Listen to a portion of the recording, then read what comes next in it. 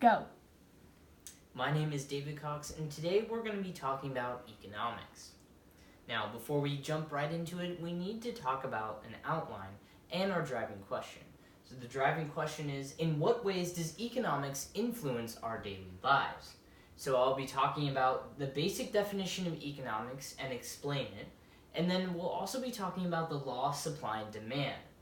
I'll also be speaking about the differences between a free market economy and a planned economy, and then wrap it up with a conclusion. So let's begin. So what is economics?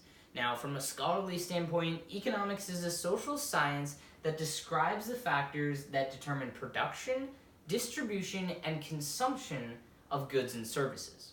Now, in plain English, what that is it's specifically talking about the production, of course, distribution, and consumption of goods and services. And those goods and services make up different products, as well as take mowing a lawn, for example. If I were to go to my neighbor and ask to mow their lawn for a specific value, say $20, then they would be giving me $20 for mowing their lawn. Mowing their lawn is a specific service.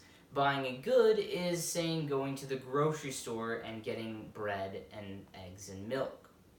So let's talk about one of the more renowned economists, Thomas Sowell. And he stated that there are no solutions, only trade-offs. Now you might be thinking, well, of course, there's amazing solutions to some of our current problems today, and those problems are currently being solved, and there's no reason to have any trade-off. Well, what Thomas Sowell is specifically talking about is the law of supply and demand. And while there are perfect solutions, this specifically has to do with the economic principle of supply and demand, which deals with the trading and selling of a specific commodity, whether that be selling potatoes or packaging couches to sell off to consumers in an IKEA store. And so the idea of supply and demand is that it can be indexed, so it doesn't have to stay stagnant.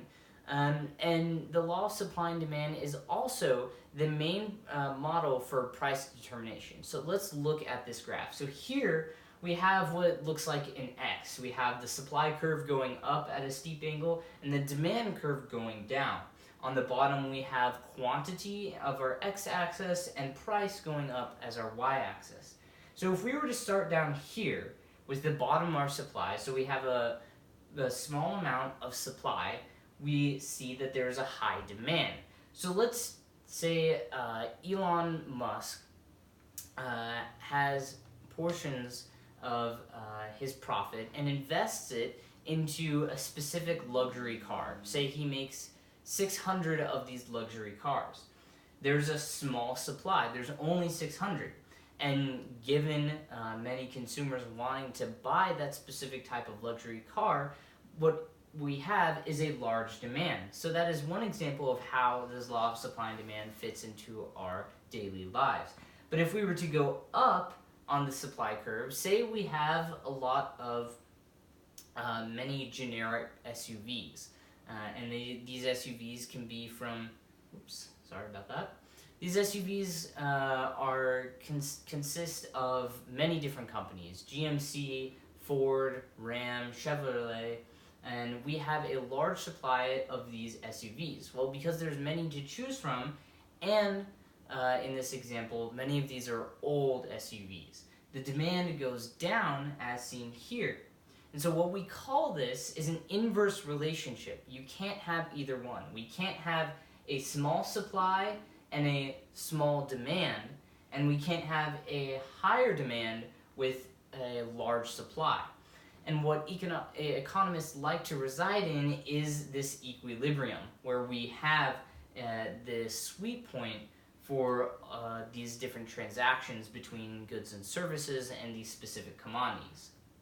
So let's move on to the differences between a free market and a planned economy. And so, like I was talking before about these goods and services, this is kind of blowing up the view and looking at the big picture of where different governments like to reside economically on the globe. So living in America, we live in a free market society. Now, a true free market society would be more akin to the Wild West, where you can do whatever you want, however you want, and the repercussions or the consequences, you don't have to worry about so much. Here, a free market economy has to meet the needs of society as well as also focusing on their gains and their profits. And so in a free market society, these companies, their main goal is to satisfy their self-interest of their profit. They want to have money left over from selling a product so they can either reinvest it or they can use it on other products. But what we see here, is that many of the products that we see in America are not very